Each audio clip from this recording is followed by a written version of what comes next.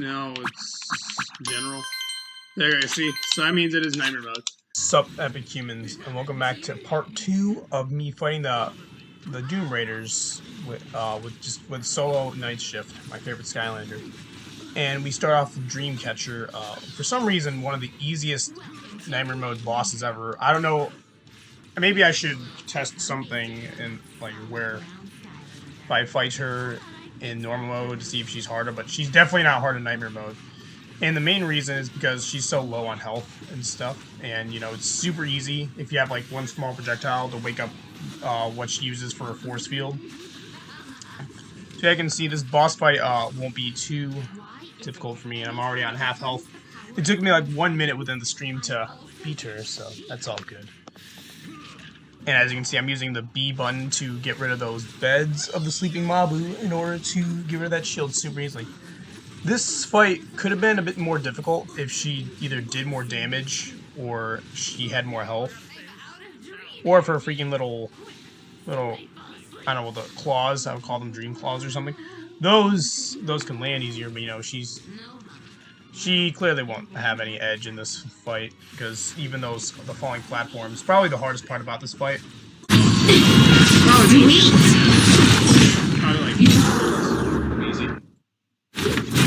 Dreamcatcher defeated. Wait, I didn't remember that. So anyways, there we go. There's the first, there was the first, nightmare boss. Too easy. Well, I fulfilled that. I mean, I didn't mean to prolong it like that, but still. Here we go. I don't complete challenges on nightmare mode. Jeez. I guess I'll just go through all the bosses tonight. Because, you know, last time I only went through 2. Like, they're all harder. Now on to the Krankcase fight, where he starts by pummeling himself onto the field and doing the spinny attack, which I must say is the Imagineer's version is much easier. I mean, much better in terms of what it can do, but he can do quite a bit of damage, and you'll see towards the end where he actually almost kills me with the spinny attack. The main thing is, it's really easy to avoid though, and I just kind of forgot how to avoid. There we go, the double crankcases. But like I said, I can make it 3 super easily with the ability of my Imaginator Sensei, which I think I will use. I think I will show them off when I play Imaginators if I ever feel like it. You know, there's not much challenges going on with that one besides like soloing arena battles and whatnot. I really do enjoy doing the arena battles, but Krankcase is just really easy to solo the arena battles, and if you want me to see me doing that one, I can. Also, him as a villain is quite fun as well, when you can electrocute and use the gun as well.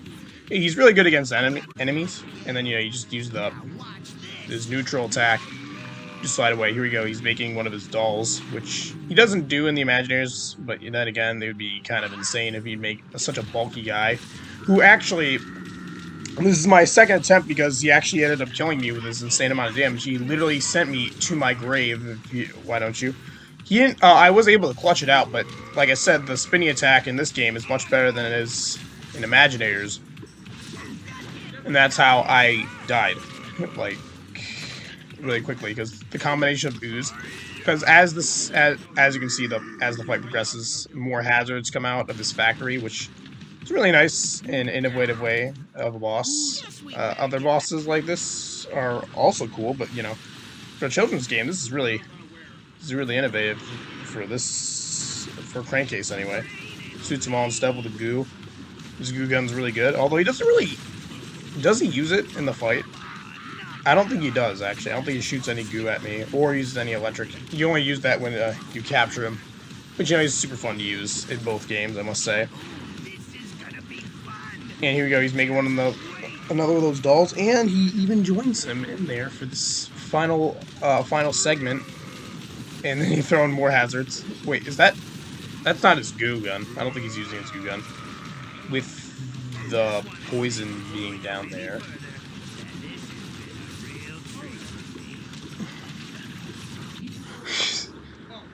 Yeah, I don't know why that happened, where he jumped off the cliff. I thought it was funny when I saw it, but let's be honest here. I've already beaten him once, so what's the legitimate point of of creating more hazards when it can be easier, I guess. But then again, I don't think Krankcase built that big robot boy, right? But as the hazards increase, this is a good example of what a good boss fight is, and what a good game this is. People can call it a children's game all they want. I mean, it makes sense with the toys and everything. But by the end of the day, this is quite a good example of what a good game is, with all of its different boss fights and whatnot. And, you know, sure, it had extra DLC to buy. And, yeah, it was a little expensive, but I think it was worth it, because they end up being long levels. And here we go. I beat the Crankcase. And on to the Wolfgang fight.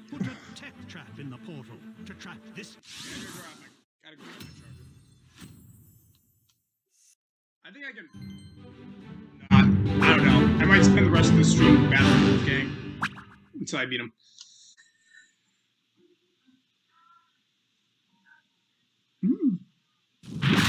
That was close. If I can replicate that, I can probably...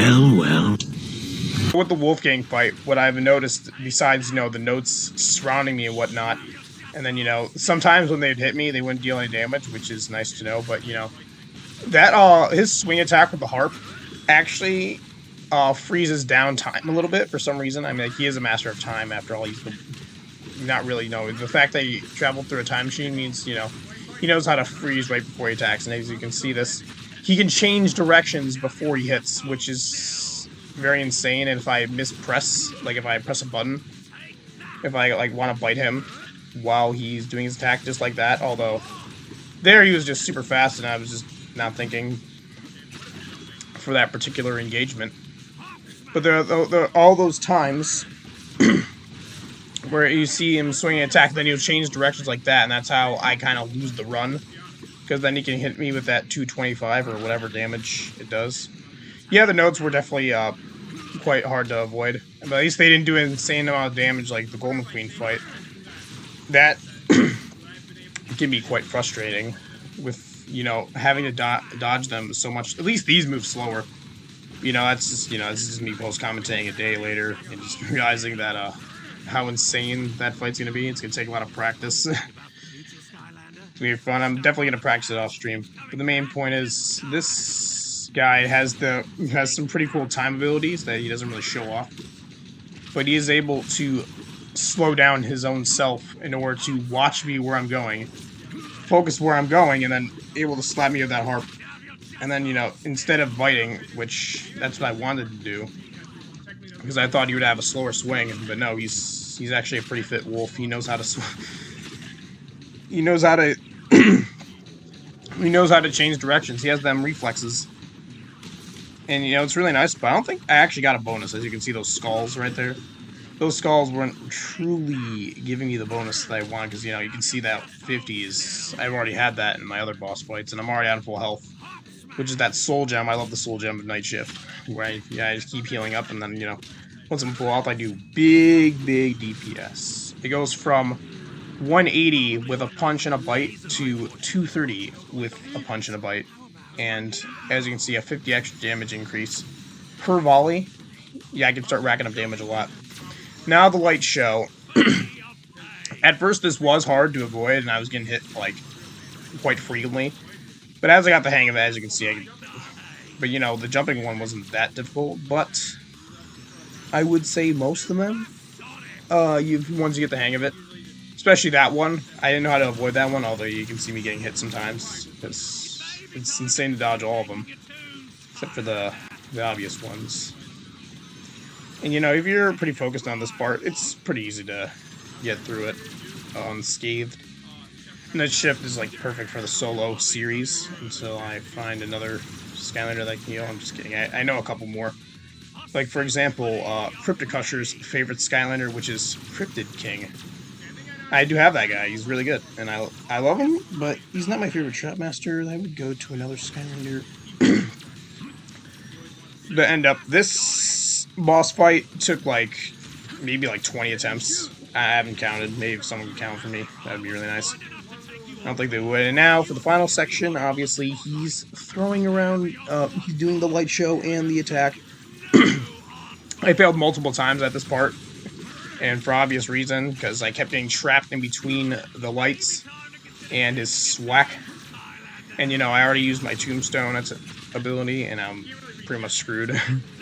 Because I keep, like, hesitating. It's much better to get hit by the laser than his harp, because his harp does more damage, I believe. But I was able to read him in this fight, and that's where I was able to avoid everything and secure my victory against them. Now, before I go, like I said, this game... Now, what I like most about games, though, about this game in particular, is that the amount of characters you can use and the amount of uniqueness you can get out of. It's super fun to master different characters, and you'll never get bored of it if you keep getting good with every character. And that's pretty much why I love games with the biggest rosters. So that's why it's one of my favorite games. And thank you all for watching this. There we go. Put get an to move on to Golden undead Queen. trap in the portal to trap this villain. All that swag.